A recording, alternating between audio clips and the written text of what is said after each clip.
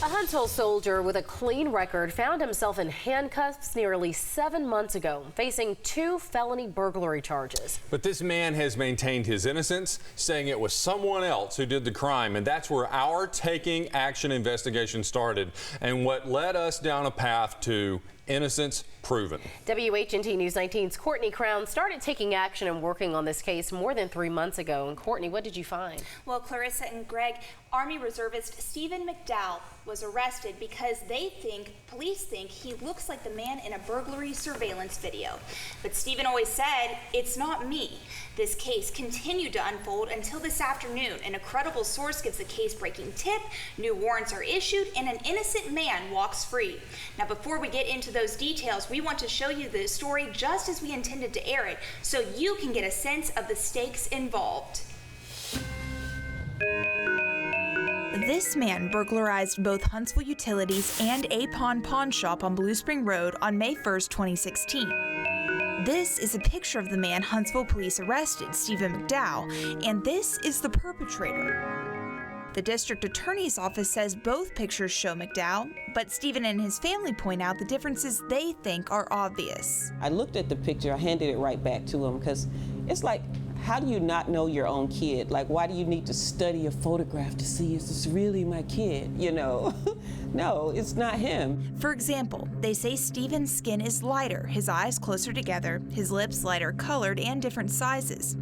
They also point out this chickenpox scar on the left side of his face and his nose. Steven's mother, Tam Jackson, says the noses aren't the same sizes nor structure. I just want people to see that this isn't my baby. Steven's former landlord, with whom he has a rough relationship, pointed him out after the surveillance picture aired on the news. The police reports show there were fingerprints found, but analysis of them was not concluded in the evidence against Steven. The video shows the subject, but they never checked his height.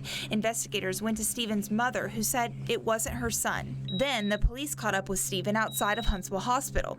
His 2-year-old nephew was inside, on life support, dying. Police told him to show up for questioning. A lawyer told him not to. Officers issued a warrant for his arrest. Now, his mother is talking to WHNT News 19 to get her son's story out and argue his innocence. There is really no evidence linking Steven to anything. There's no evidence. Like, there's no fingerprints, there's no motive. The surveillance video is the only significant piece of evidence the prosecutor's office turned over to the defense in discovery. Jackson says the crime doesn't match his character. I couldn't put the two together, like my son doing a burglary. I couldn't, because that's not in his nature. He's not like that. McDowell says he has no criminal history. A check of Alabama court records shows that as well. He serves in the U.S. Army Reserves, did a tour in Afghanistan, has a wife and a job.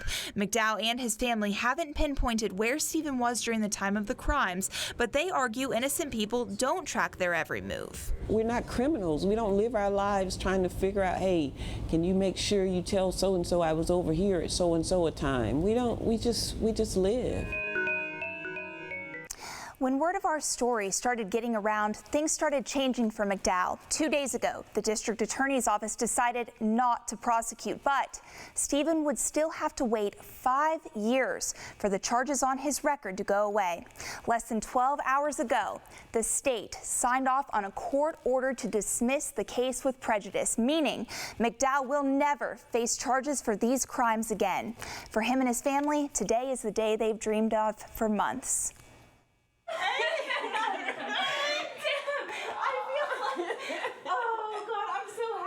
I personally want to thank Courtney Crown and the WHNT investigative news crew. They did exactly what their title encloses, and they investigated and they did it thorough and they did it fair and honest. The more and more the story went on, the more and more we felt comfortable with you guys. And I won't ever watch another news channel other than WHNT. Yeah, I feel the same way.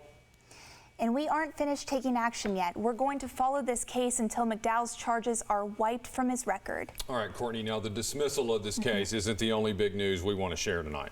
No, a man charged with 2 counts of burglary in connection to crimes committed on May 1st, 2016 is sitting in the Madison County Jail tonight. Huntsville police arrested Derek Hines last night. They now believe he is the person responsible. So, Courtney, can we see a side-by-side look at McDowell, Hines, and the surveillance surveillance photo? Absolutely. Take a look. Here's Private First Class Steven McDowell and the surveillance video that they used to accuse him. And here is the man Huntsville police have now arrested, Derek Hines. You can see him compared to a few of the shots from that surveillance video. Court filings now say he's been linked to the crime by a credible witness. And here at the end, we'll take a look at all three of them together. Steven on the left, the burglar in the middle, and Derek Hines on your right. Okay, so what's next now that this mess seems to have been untangled? Well, the court's decisions also means Steven can apply for expungement 90 days from today. However, I spoke with Assistant District Attorney Jeff McCluskey just this afternoon. Now it's up to the defense to file for a court order which would make it possible to wipe Steven's record clean more quickly if it's granted. And McCluskey says, and I quote, "I will do anything I can to help facilitate the expungement of McDowell's charges." All right, Courtney, great work. Thank you. This story generated a lot of talk on social media once we posted the photos. Most people who responded on Facebook did not think it was him. The conversation continues on our Facebook page tonight. Great story. Great work, Courtney.